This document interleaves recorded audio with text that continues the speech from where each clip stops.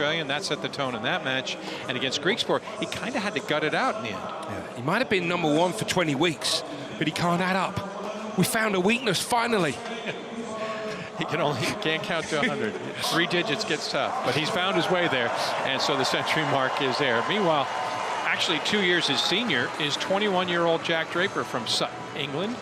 And for Jack, it has been a dramatic turnaround in the span of really, not just the 12 months, but really about 8 months, where he made the deep push, including a quarterfinal run in Montreal with some big victories. He's got a big game. The running left-hand forehand is devastating. And now he finds himself in position to threaten not only for a spot in the quarterfinals, but a career-high rankings at stake as well. Yeah, and the big issue, the big question mark, the fitness, because if Jack Draper is to make this close and potentially win, he's going to have to move as well as he did last night. But he had that strappy at the end of the first set. It looked like he was cramping towards the end of the match. And Murray also hit the wall physically. But from all accounts, what we hear, physically he's fine and ready to go. Well, the Murray matchup was good to get him over a mental hurdle to see how he would stack up against somebody who could be awe-inspiring for him. Now he'll go up against a top 10 player. He's only got 2 victories against the upper echelon and never beaten a top 3 player. By the way, these two have met once prior, but it was completely different late last year in Basel. But the good news for Jack, he took a set off of Carlos. Problem was it was the first, he couldn't hold the lead. Yeah, and actually the issue was he dropped serve at the beginning of the second set. Maybe the fact that he took the first set against Alcaraz, who was, of course, just weeks before won the US Open. And that's why I said he's further down the line emotionally. So and that's what you're looking for, is the consistency to be able to do it, not just for a set, but 2 or 3 sets, the intensity that someone like Alcaraz brings to the court. You know, Nadal-like. 30 seconds. Jack's prowess from the line was in full evidence. Meanwhile, we talked about the century mark for Alcaraz last night. He's actually now trying to get to 50 match wins on this surface, with so much talk about the Madrid run as well as the Miami last year. What surface would be his best? He's certainly putting up quality numbers on the hard stuff. Personally, for me right now, it's hard. That's his best surface. In my opinion, yes. And in my opinion, in the future, well, he's going to win majors on all 3 surfaces, but I think the way he plays and the way he likes to play his tennis, which is attacking, likes to come forward. We saw a couple of early second serve returns. I think maybe hard will be the one. He excels at more than the other 2.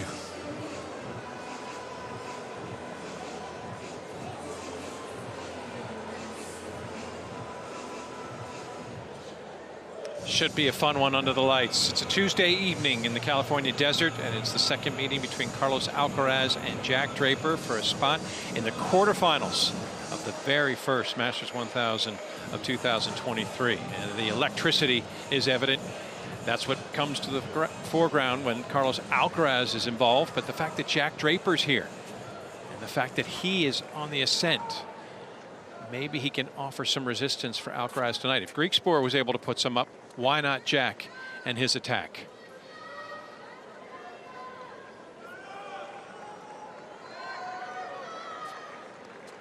So they're set and ready. We hope you are too, tennis fan. This is for a spot opposite the winner of the Felix Auger-Aliassime Tommy Paul matchup. That'll be on one of the outer courts later tonight.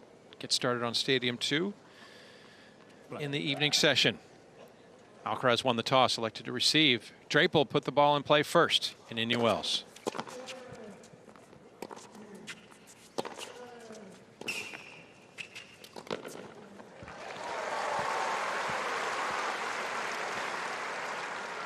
Well, opening point not dissimilar to his opening point at the beginning of the tournament for Alcaraz. Big forehand cross court.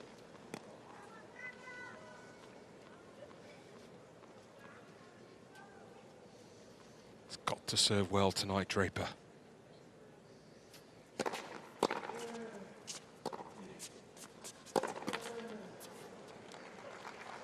And that's not just a high percentage of first serves. He's got to hit his spots as well. Get us some free points.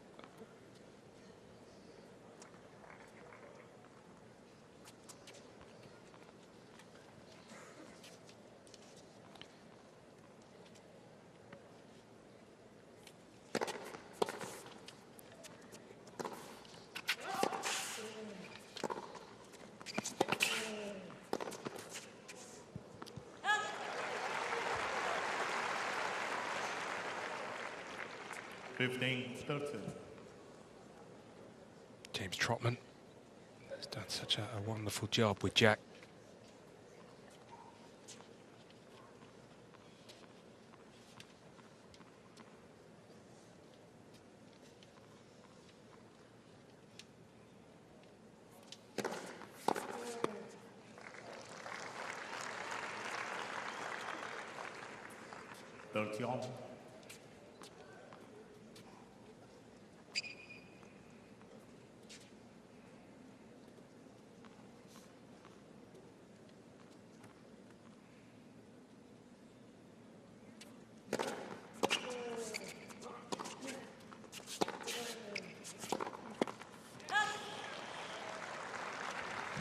A little tight. Tough start for Jack as he's already under duress in this opening game. Yeah, let's just keep an eye on that, because I felt in the second set with the problem he had on his right leg that maybe he wasn't as dynamic moving to his right. Of course, it's still early days and tension will be there.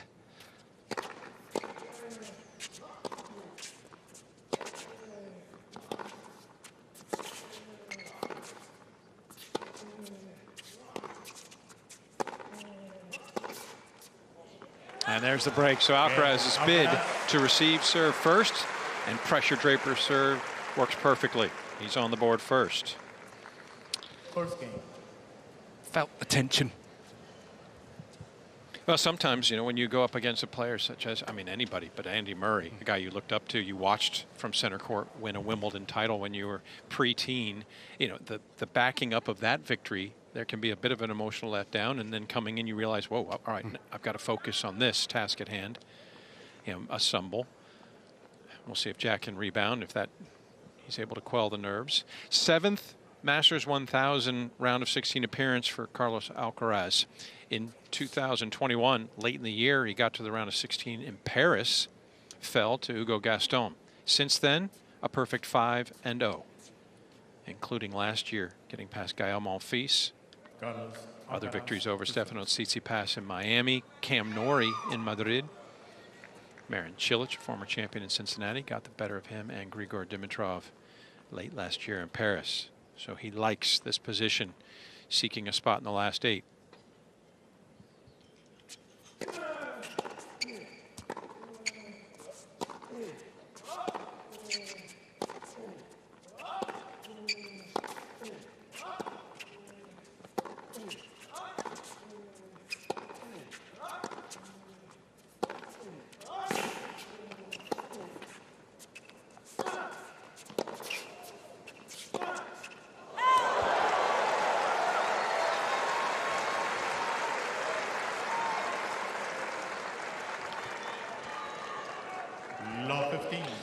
Well, he didn't miss it because he didn't commit. That was 106, that forehand, and a good point for Draper. To win a rally like that, plenty of balls, get in a rhythm, confidence builder. That can shore up his resolve quickly.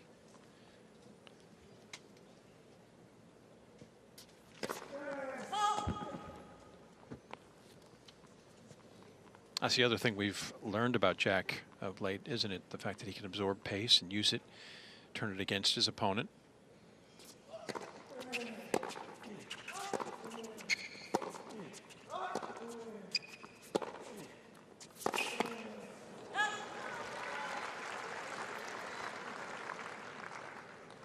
Love 13.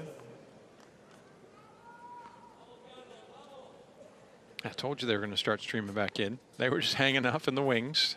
But the tennis fans that are absolute aficionados here in the Coachella Valley already starting to get on pins and needles. Let. Good service.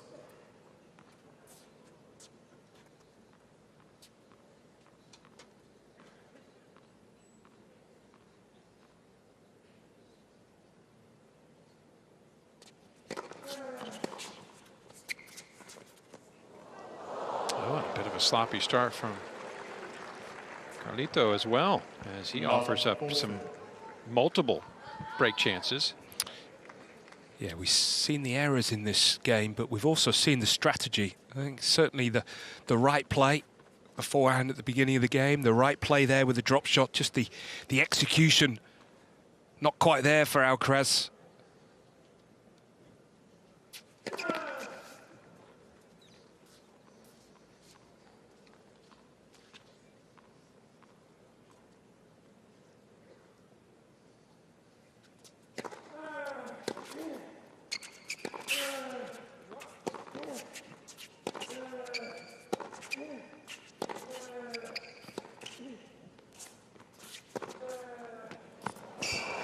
Much better to his liking. First forehand winner for Alcaraz, saves the initial break point.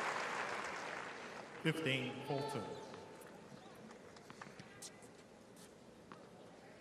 This one in particular, Barry loves to set up, just bring that inside out power, and finds the acute angle, good enough to beat Draper for pace.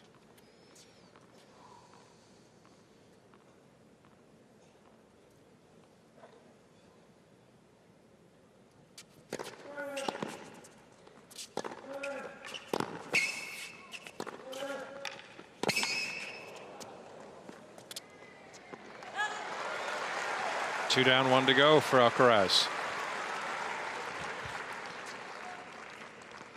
He's hit a couple of really good forehand cross courts on the angle, because Draper does move so well, but at times he does sit deep. It's how do you get through someone like that? So if you can use the width.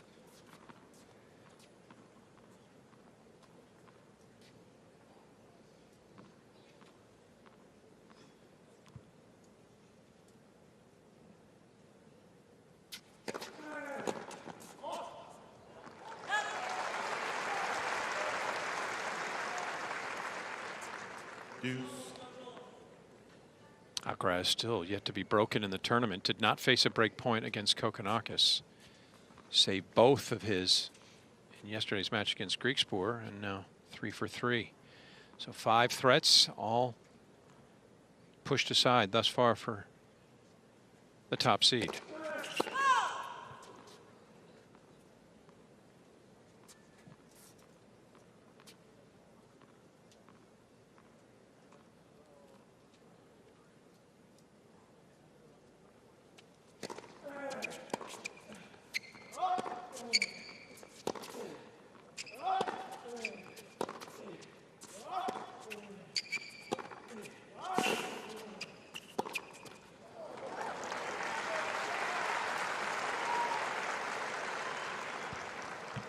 Advantage, Alcaraz.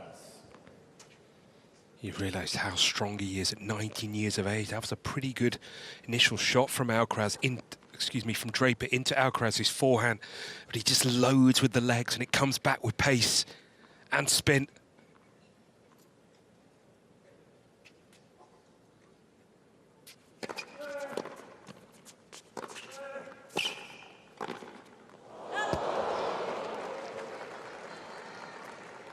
Rare miscue in what we've seen from him in his prowess at the net.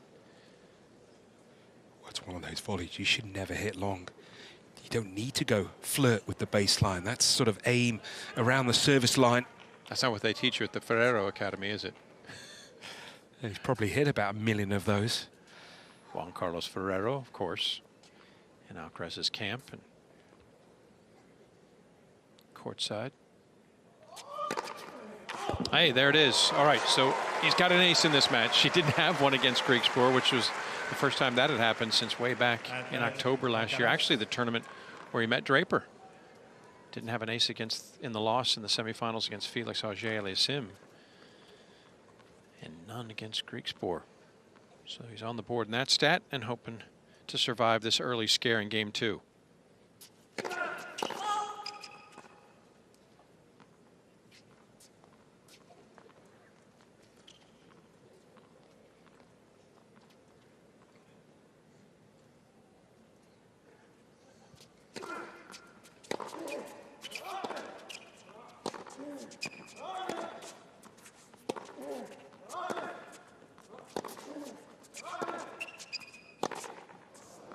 Well, he giveth and then he taketh away. In the case of Carlos Alcaraz, I mean, he played sloppy points to get to love 40, but then played the break points and the concluding game point very well.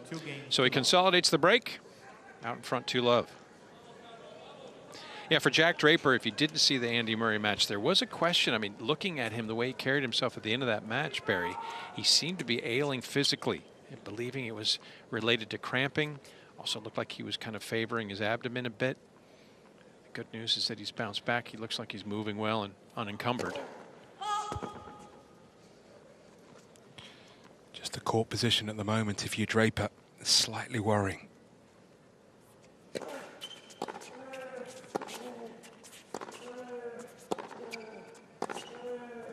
When we say court position, 38% of his shots have been in that last third, 2 meters or further back behind the baseline. When you think of Alcaraz, 31% of his shots, he's playing inside the baseline.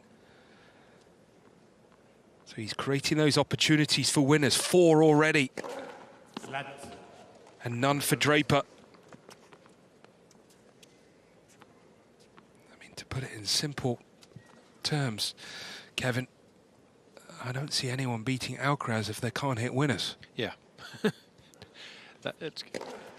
Or you're going to need an abundance of errors from Carlos, and he just folds, because that is not a recipe for success.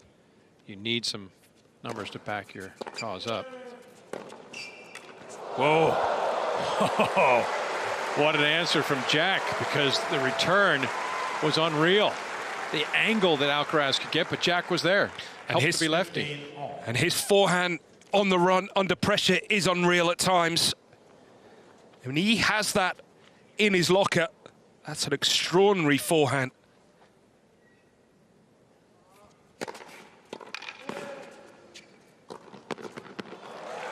Yeah, just going back to that point, I mean, the good news, the forehand we know is powerful. On the run, he can get outstretched. It hits that as good as anybody, I think, right now.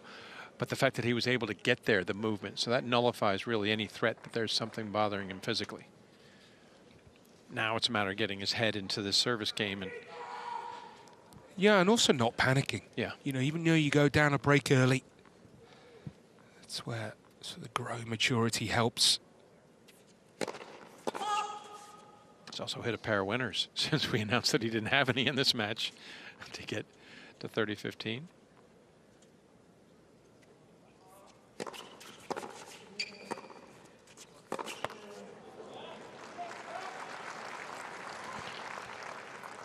Ball 15.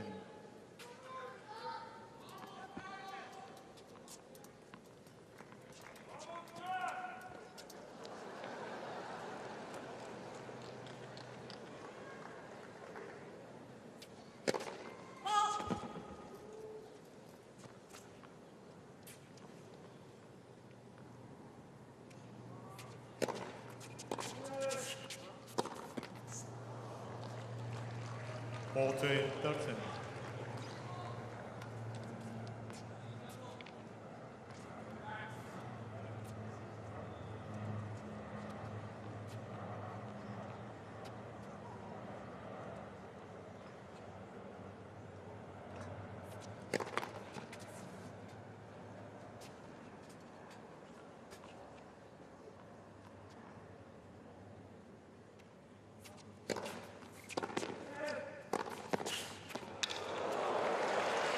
And that'll help settle Jack Draper. An auspicious start. Alcaraz takes advantage, but Jack is on the board. Got a couple winners to boot, and now in the mix in the opening set.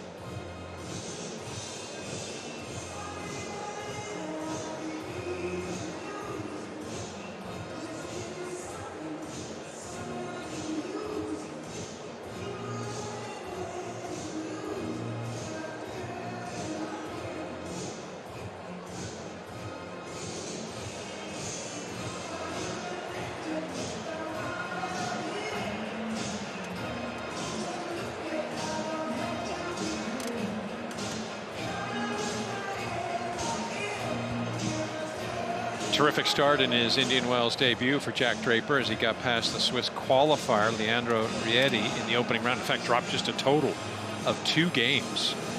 In fact, when he took on Dan Evans, he also performed exceptionally well against the number 2 Brit, dropping just an additional 6, so that's 8 games in the opening 2 rounds. Ultimately succumbed. Andy Murray gave up 8 games against the former number 1, but still got the job done in straight sets. So no sets dropped by Jack Draper to reach the round of 16 here. Thank you. Going up against El Huracan. The Hurricane ready to serve, leading 2-1.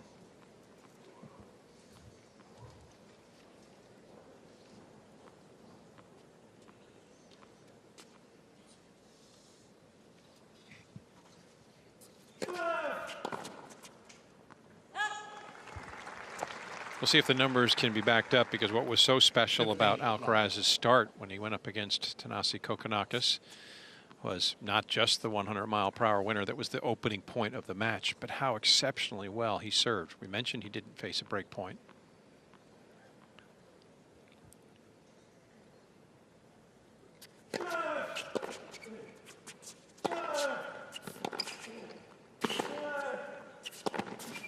What was phenomenal, Barry, is that in 9 games he lost 7 points, 82% success on his first serve, 88 on his second.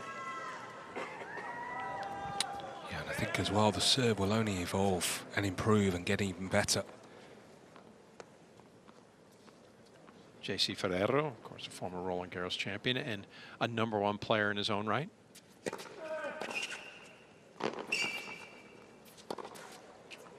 That just dipped in. Well done by Jack to find the line.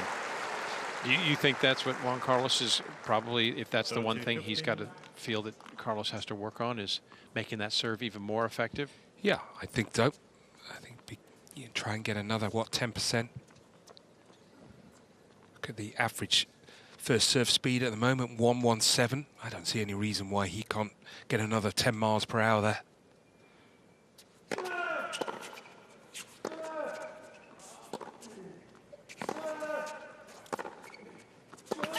That's long, and Alcaraz a point away from 3-1. Just break that down a little further, though. How does one find that next little just incremental increase? Where does it come from? Is it motion? Is it from the legs? Is it timing? I think it's all those 3, but also sometimes a state of mind. He probably didn't need a great serve when he was younger, because the rest of the game was so phenomenal.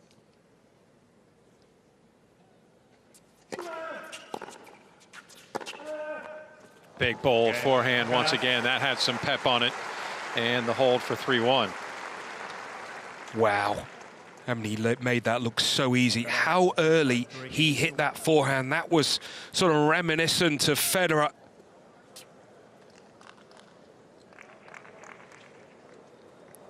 Tsitsipas does it very well also.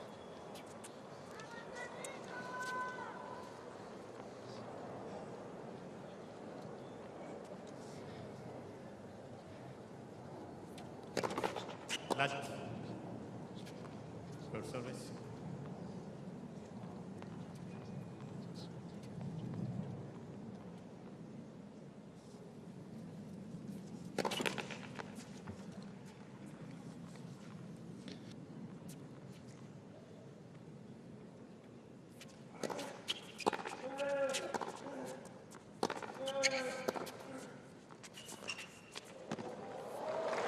Yeah, full arsenal on display already. And that's not just a go-to shot in a time of need. That's an aggressive shot Alcaraz employs often, the drop shot, and he hits it so well. I mean, his drop shot is quite extraordinary. Maybe 2 Spaniards are 1 and 2 in the drop shot world.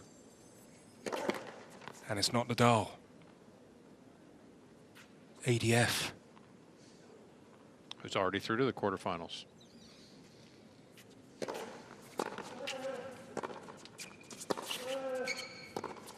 Yeah, well, we'll see if Alejandro Davidovich Fokina can employ that drop shot well against the man who's unbeatable right now, Daniil Medvedev.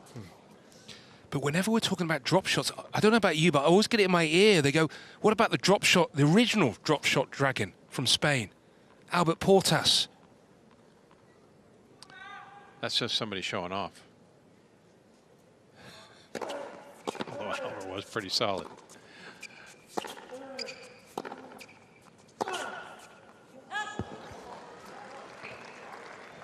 Meanwhile, 15. Alcaraz has shored up his game. We talked earlier about just a couple of miscues. He had 4 errors in the opening 8 points.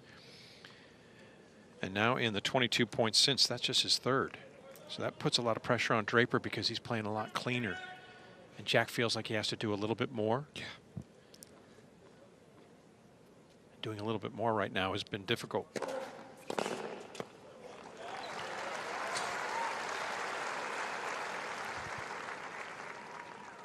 Attention.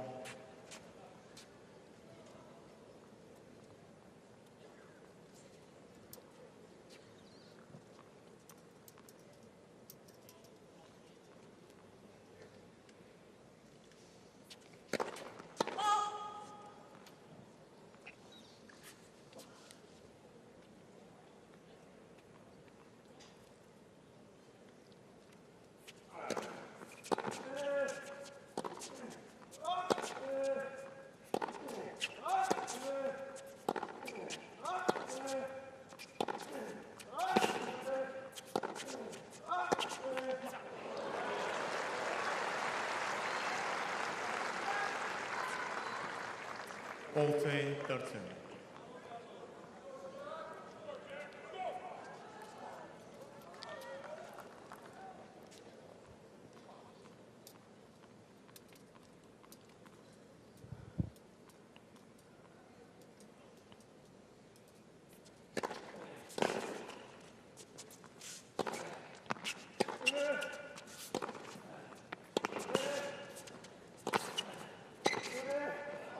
Oh, that's just a dagger. That is going to sting. Alcaraz did so well to defend out of the corner and then stayed at home. He sort of stamped his foot, not intentionally. I mean, that is an extraordinary shot. Slightly off balance. Had the wherewithal to figure I don't have to hit it as hard as I can. It's a tough position to do with that wide open stance, but he just guided it. He's got 7 winners, 5 off the forehand side. Drags Draper to deuce.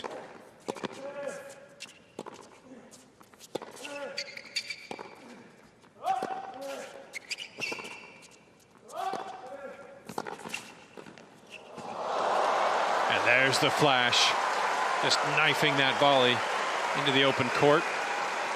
Alcaraz on the move. He just brings so much energy. Alcaraz. There was some combination of shots here that did the damage. Unfortunately for Draper, his first serve, he's just not getting enough so far. 45% points won.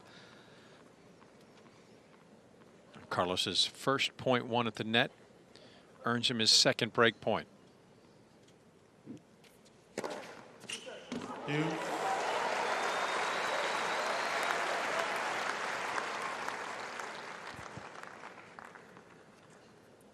Well done by Jack. First ace nullifies the threat, at least to this point. Back to deuce.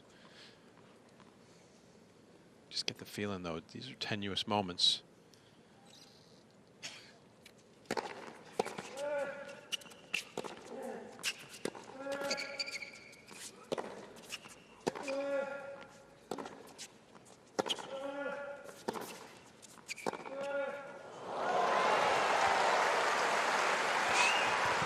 Whether it be the forehand or the backhand, he's so comfortable just stepping up, hitting this ball on the rise.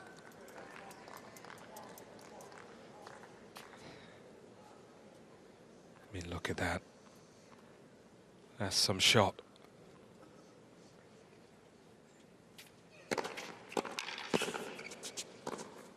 Oh, and he just draws the air from Draper.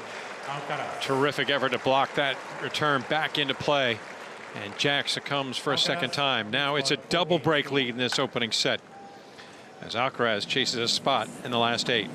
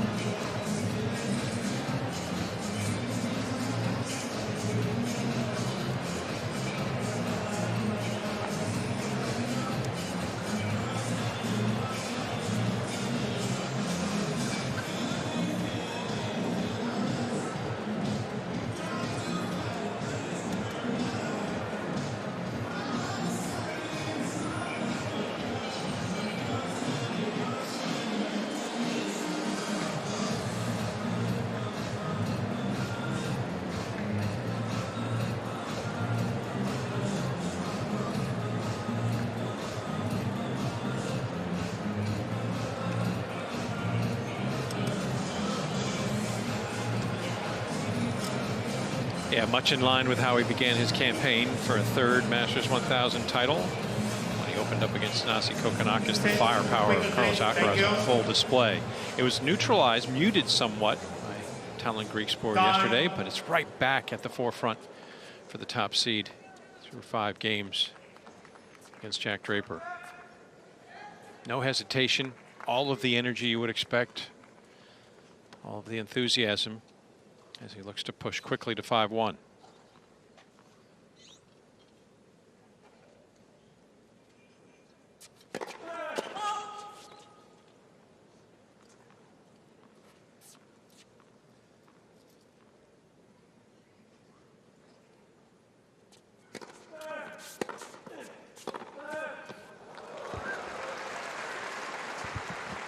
What I love about his, well, the forehand there and also the backhand in the previous game, it's how his body weight's always going through the shot.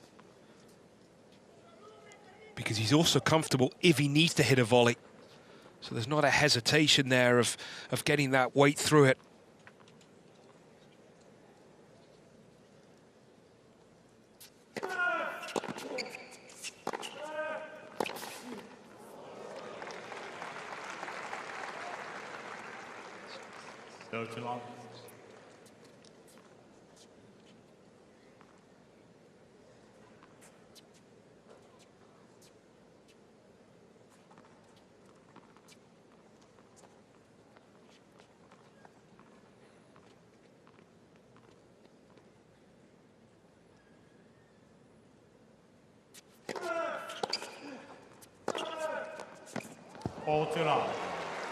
And now he's just demonstrating pinpoint accuracy, adding extra insult to injury for Draper as he's returned to terrific form from the line. Looking to make it 10 of his last 11 points, going back to when he saved the 3 break points in game number 2.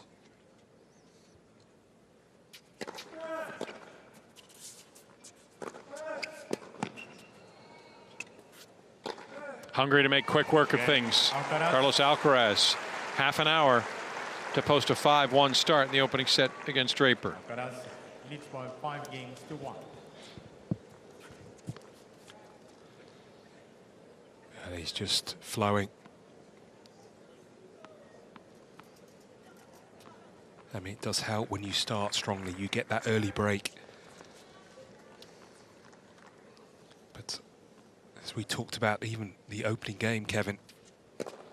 Oh, what happened there with that serve? 15 love.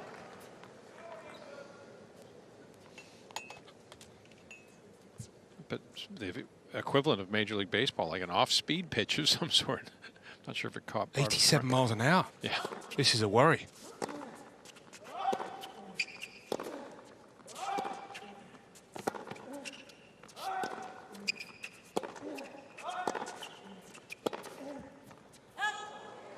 Is it some physical issue? Well, it's certainly not tactical. Although it worked. It threw Alcaraz off. The timing drew the air. But, yeah, that's not something that you would expect to see. And you wouldn't think Draper's trying that on purpose. So we go back to the idea maybe.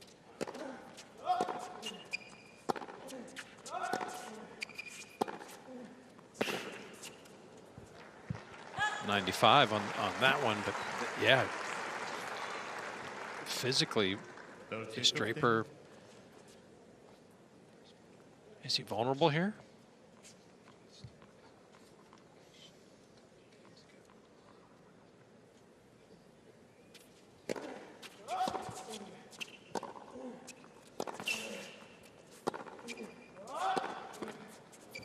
Well, maybe it's thrown Alcaraz a bit. 40, And he did have some strapping on his stomach. Obviously got the issue with the leg, but that sort of come out of nowhere. Unless he's throwing us all a curveball. Well, you're right. It's almost like he's got that. He's buttressed around the abdomen, the core.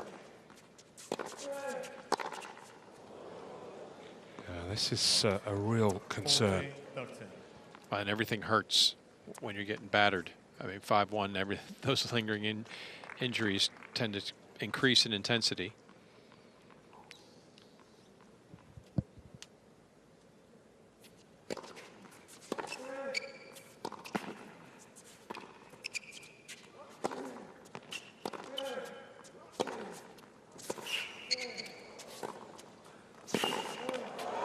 And Draper gets it done. Draper. We'll see if he calls for a trainer, or if we can pick up on anything. Maybe physically starting to deteriorate, but it doesn't affect his service game. He keeps the first set going with the hold for 5-2.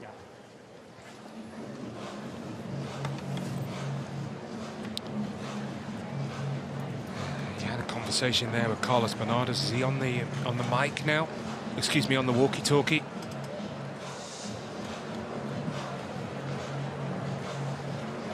I guess what we're interested in. Draper set break. Stomach. Yeah, it looks like. Okay, thanks. Have you got that, Tom? Indicating abdomen. And that, of course, affects so many ways. I mean, the core is such an integral part of, well, all athletes, but tennis players, hinges on everything. I mean, it's one of those you don't want to mess around with. As we saw with Nadal at Wimbledon. If you do pull your stomach muscle, you don't want to make it worse, because it can be a sort of a 2-week injury, but it could also be a 2-month injury.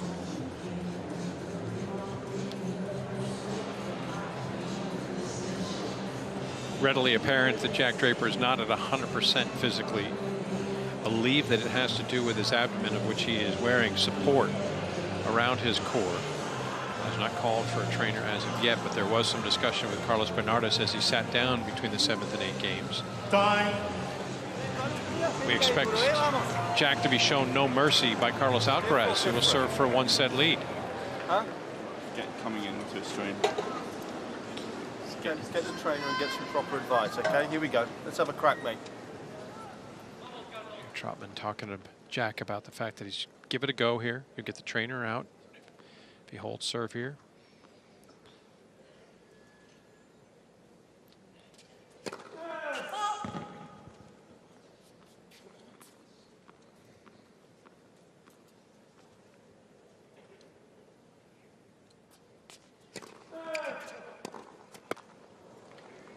Yeah, this is starting to become very, very concerning. Jack not able to engage at anywhere near his best right now. Yeah, that first serve was 30 miles per hour slower in that last game.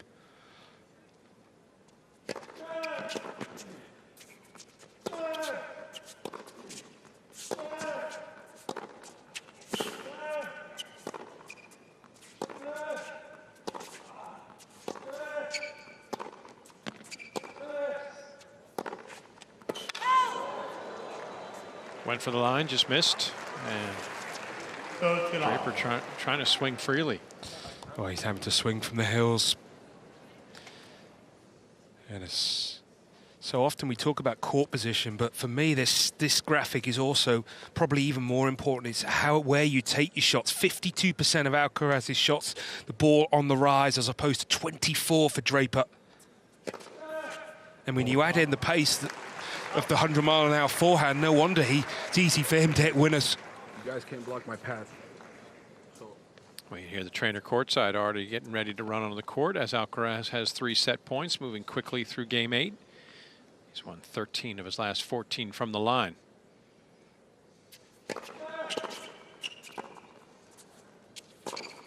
And Alcaraz's designs on the quarterfinals so far very good. And he's been a phenomenal front runner the last couple of years as Alcaraz. And he's got Jack Draper on the ropes, who's also ailing physically. 37 minutes, 6-2 in favor of the top seed.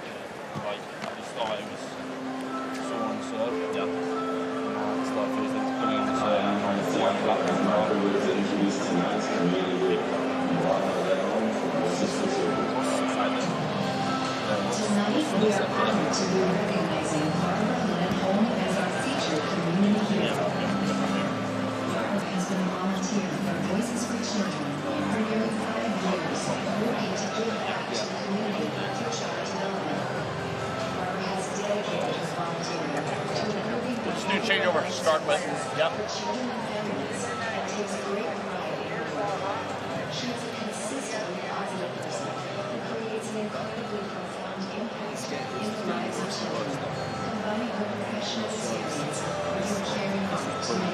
Yeah. And then starting to be on the forward path. Down here now. Not as much down there, just more up the top. Yeah. Roll it out. Roll it out. Ladies and gentlemen, please. Abdomen, not an injury or potential injury to trifle with. This could affect a long portion of the season, and you have to wonder in Jack Draper's mind right now, is this something that he can endure? Does he risk furthering what already seems to have been a pre-existing problem for him coming onto the court?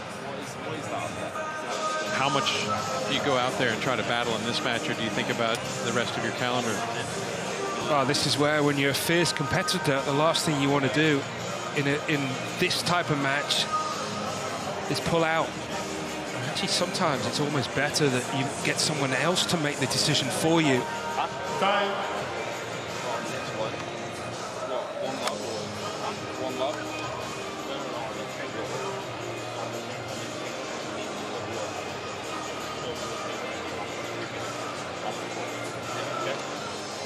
I mean, we will obviously know by the first serve speed coming up. I mean, he's certainly not all of a sudden rediscover the pace, but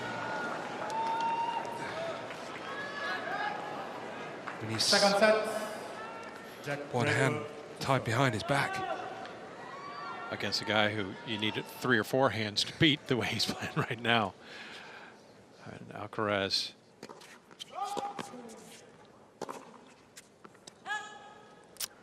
Alcaraz senses the vulnerability of Draper and now just has to put the ball back in play for all intents and purposes as Jack tries to just sort of push through, put up a courageous front.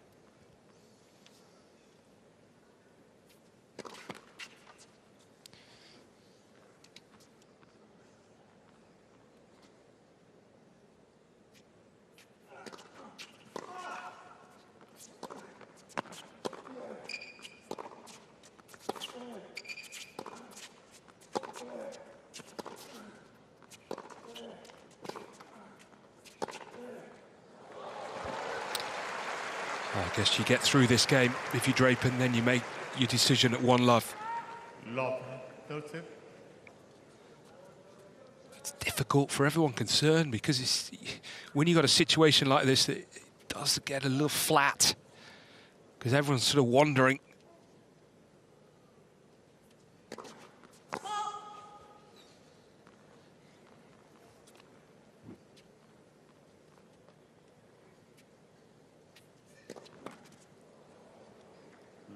I mean, Yeah. there's no point playing. Yeah, this is basically, he's going to ask to see the trainer maybe one more time, or he might just throw in the towel here. I mean, this is, it's almost as painful to watch as it probably is for him to endure.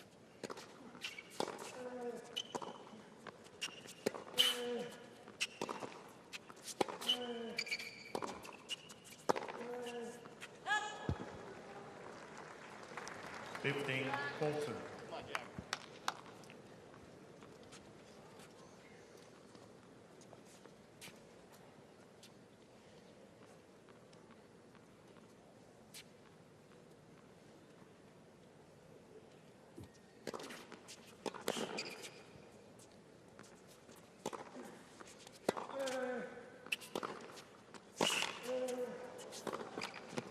Try to muscle the forehands and Alcaraz to cover every one, and Draper surrenders his serve for a 3rd time. First game. And all eyes will be kept upon the 21-year-old Brit as to whether he can continue. He has retired only once at tour level thus far in the nascent stage of his career. That was last year at the US Open against Karen Khachanov due to a leg injury.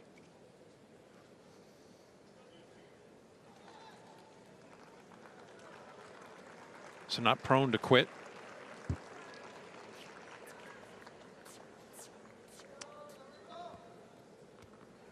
Certainly hampered. Alcaraz.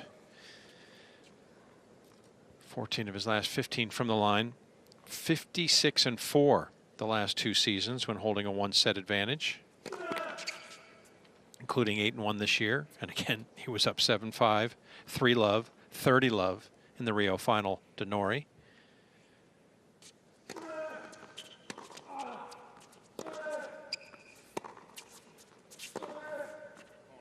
And the lack of movement, it's really getting tough now. And add even further woes for Draper. He's only got 1 win coming back from a set down, but that's not anything that he can really deal with.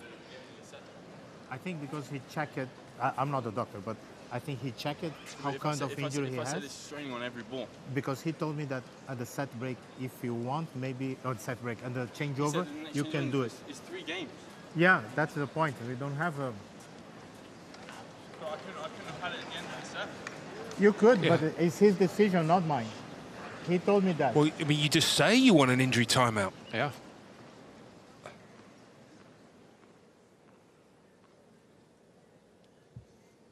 I mean, 3-love.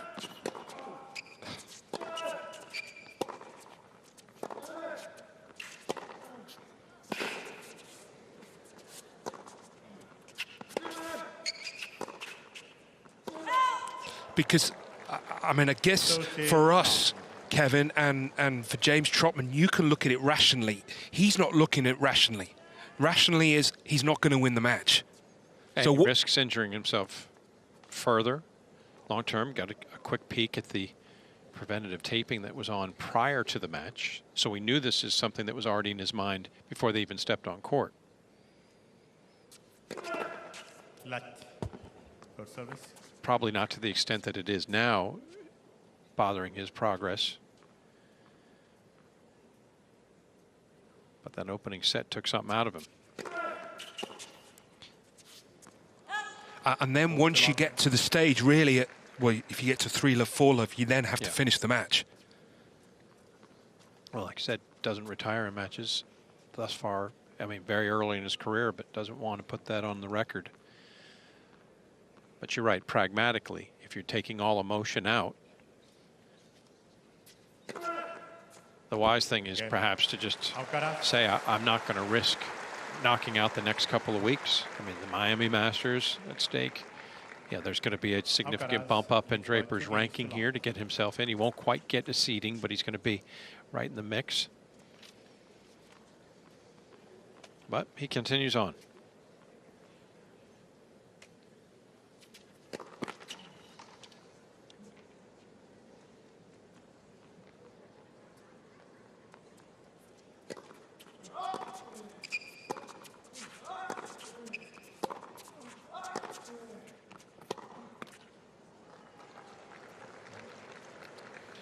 Ladies and gentlemen, unfortunately, Mr. And that is Draper it. cannot complete this match. For this, the second time in his career, Jack Draper has to retire mid-match due to injury. A leg injury at the U.S. Open last year, and what we believe is a significant abdomen injury here in the round of 16 in Indian Wells. A muted celebration for the top seed. His 50th career hard court win at tour level puts him into his 6th Masters 1000 quarterfinal. Did everything he had to do. Carlos Alcaraz victorious and will advance. Yeah, that was the right decision from Jack Draper. That's tough. But let's hope it's an injury that's not going to keep him out for too long. Because again, he's shown us of his talents here this week. He was brilliant last night. Maybe that was one that really took a lot out of, well, we know it took a lot out of Murray, and maybe it took a lot out of Draper as well. It would seem it did, but Jack is certainly a bright light on the horizon for men's tennis, and we expect to see him back at his full potential. But Carlos Alcaraz took him out of the mix early. Remember, broke to start the match, broke an additional time in the 5th game, and never looked back from the opening bell. 46 minutes before the retirement from Jack Draper. So Alcaraz, it's been a mixed bag, his performances. Brilliant versus Kokkinakis, just enough to get those straight sets win against Griekspoor. A abbreviated contest against Draper, and now he'll await the winner of Tommy Paul and Felix Auger-Aliassime. Quarterfinals in Indian Wells for the 2nd straight year. as he defends the semifinal points from last year. And what's he going to put on our screen? He's thinking about it. Last time it was Vamos with the tongue sticking out. Get well soon. Get well, Jack. All right. Yep. Get well soon, Jack. Look good on you, Carlito.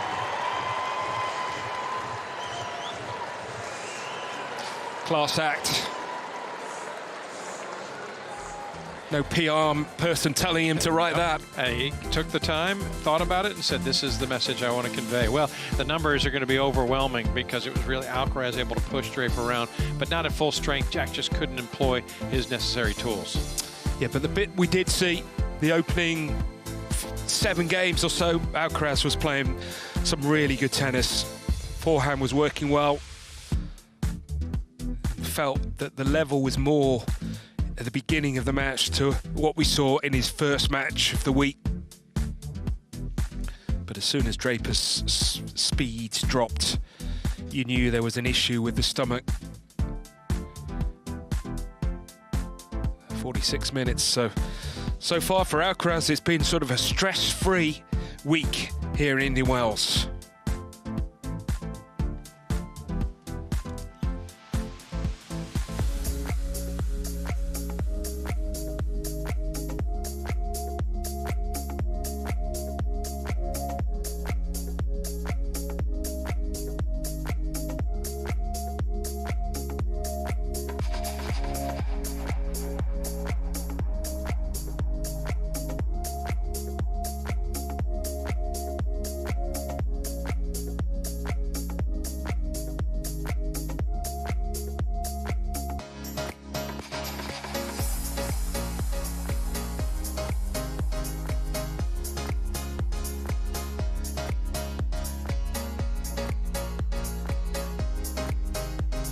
That puts him through the last 8. Once again, he is now 6-0 since he dropped his first round of 16 Masters 1000 event. He marches on, now awaiting the winner of Tommy Paul, one of 3 Americans into the round of 16, looking to join Taylor Fritz and Francis Tiafoe, or will it be the top-ranked Canadian Felix Auger-Aliassime? Their match is coming up just a bit later on Stadium 2, as they will clash for that spot opposite the top seed.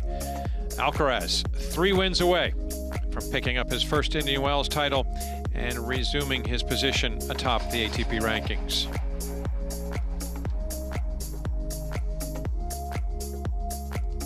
Well, you often look at it and you talk about how you want to go approaching the latter stages if you want a deep push in the draw. How does this figure into Carlos's approach? You know, not a lot of time on court, didn't have to hit a lot of balls, didn't have to execute at the highest level. Is that maybe a worry as he goes up against Paul and Auger-Aliassime in the next round? Yeah, I don't know if it's a worry, but I think sometimes in these events, Kevin, that are different to your normal Masters because they are spread over the 10, 11 days, actually it doesn't do you any harm to have a tough match. And he hasn't really had that, so as and when he has a battle, and it could be in the next round against Paul or Auger-Aliassime, but it seemed like he sort of takes everything in his stride. He's played enough tennis this year. Yeah, he's now 11-1 on the season and has found his way through all 5 sets that he has played. It just seems to be in a good mindset. And again, we talked about him coming into the tournament. A lot of people wanted to ask him the question. They did in the pre-tournament press conference, how are you feeling? Are you physically up to the task? And he said, guys, I say I'm ready. You got to take me at my word. I'm not a guy who beats around the bush. And he's gone on the court and demonstrated as much. Yeah, he always had that with the Big Four. Whenever they arrived at an event, it was to win it. So he wouldn't have come here unless he was fit enough to go the whole way. And, of course, the bonus if he does win the Indian Wells title, regain that #1 ranking. Yeah, he has to take home the Baccarat Trophy with the BNP Paribas Open logo on it in order to get back to #1. But thus far, really not taxed physically, certainly, and hasn't been tested enough to be threatened to drop a set. So clean up, get off the court. It was a quick match, quick chance to get back to the locker room. But before he does, he has to stop by and talk to our own Seb Lausier. Seb's been waiting to get some questions in. Seb, take it away.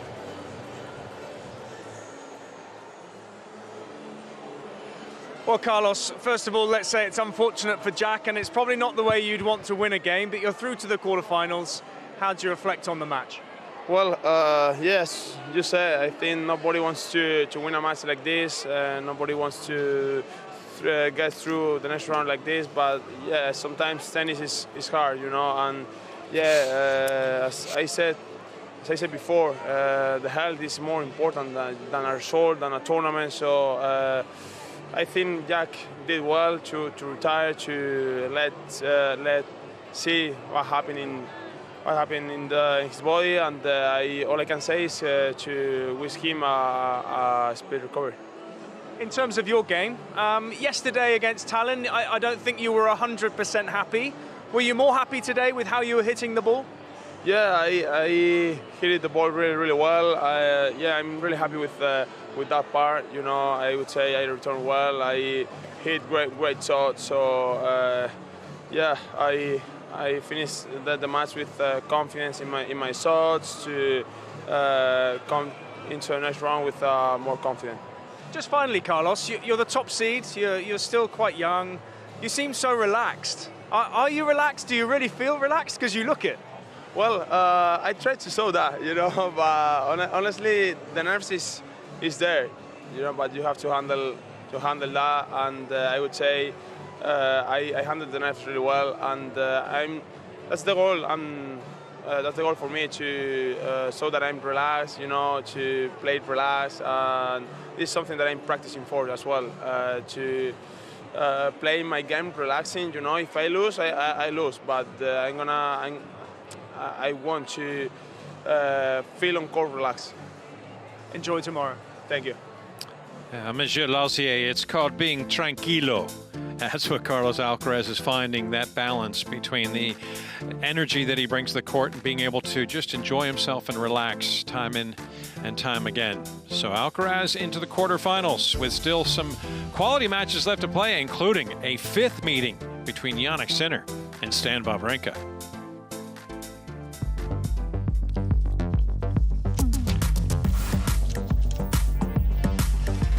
Jannik Sinner is back in the 4th round in Indian Wells. 3rd year in a row he's been able to achieve that.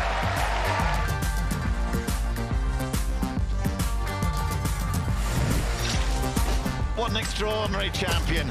At 37, Stan Wawrinka keeps fighting.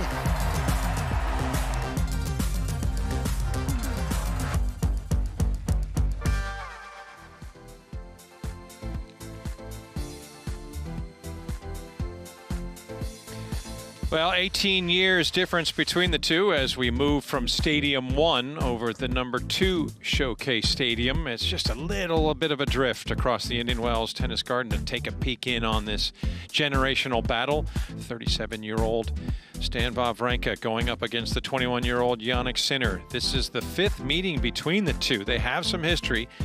Of course, Wawrinka winning both of their matches in 2019, but Sinner's been on the rise of late, and that includes a win over Wawrinka at Wimbledon last year and a 6-1, 6-3 victory in Rotterdam this year. So let's take a peek in. They've already got one game on the board as Sinner served first and held. So he's out in front, 1-love. Let's join the action in Stadium number 3, actually, I believe. Started to make the word. Stadium number 2 is going to have the Tommy Paul Felix Auger-Aliassime. So we go that little extra distance over to Stadium 3 for Wawrinka's first effort from the line. Stan Wawrinka to serve.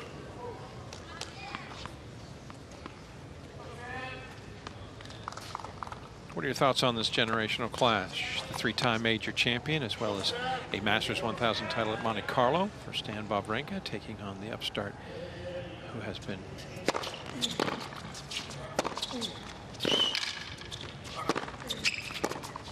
announcing his presence the last year and a half. Sinner.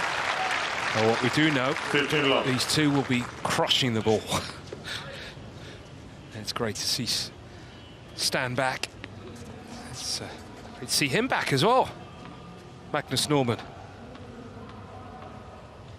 Coach when Stan was picking up those major titles. Victory at Roland Garros, and then, of course, both hard court majors for Stan in his career. 30 love. Never quite got through to the semifinals at Wimbledon, twice to the quarterfinals. This is one missing accolade to the resume with it is very impressive already, but he says, I'm not done. I want to add to it, and I believe I can compete with these guys. And compete he has. What a marvelous tournament he's had to this point.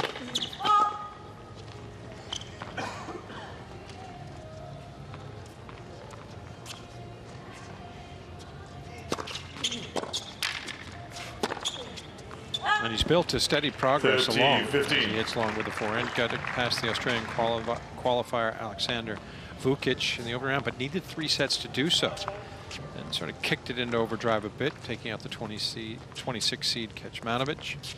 And then yesterday, the big emotional victory, getting past 19-year-old Holger Rune. Emotional because of a little exchange that they had last year in Paris.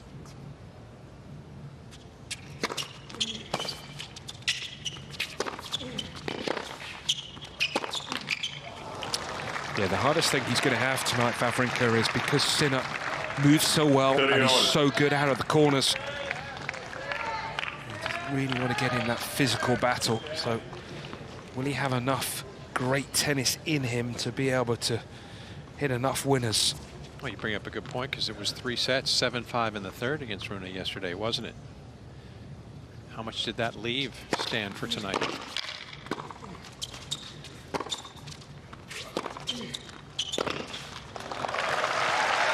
He actually had to exert an extra bit of effort because he had a match point, was serving for the match in the second set, couldn't convert, got dragged into the third, and that went, as mentioned, all the way to 7-5 before he was able to finish it off.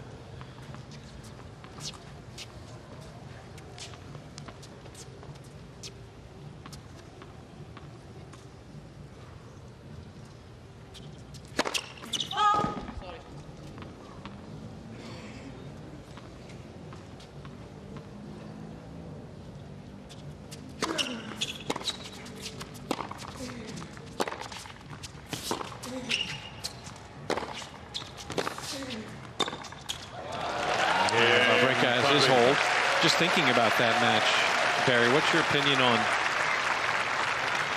how much of a tune-up for this, going from Rune to Sinner? Are there similarities, different beast he's going to see tonight?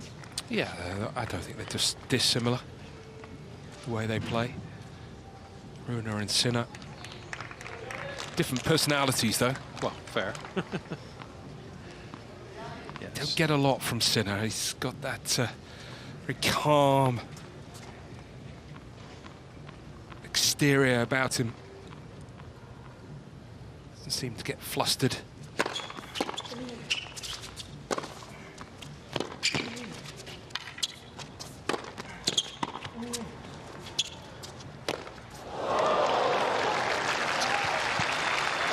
And someone who I saw a couple of rounds at the Australian Open, and he was playing some really good tennis, and he's going to have a phenomenal year.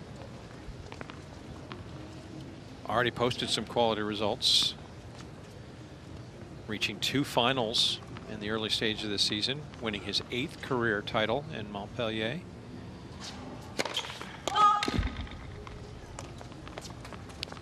Give me the final after beating Wawrinka.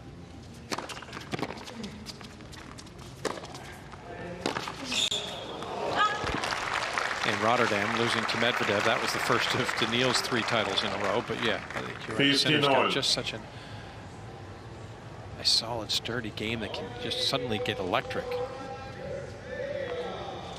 There's the killer, another Australian, Darren Cahill, who's been with Sinner for some time now. Tries to provide that emotional balance and a couple tactics.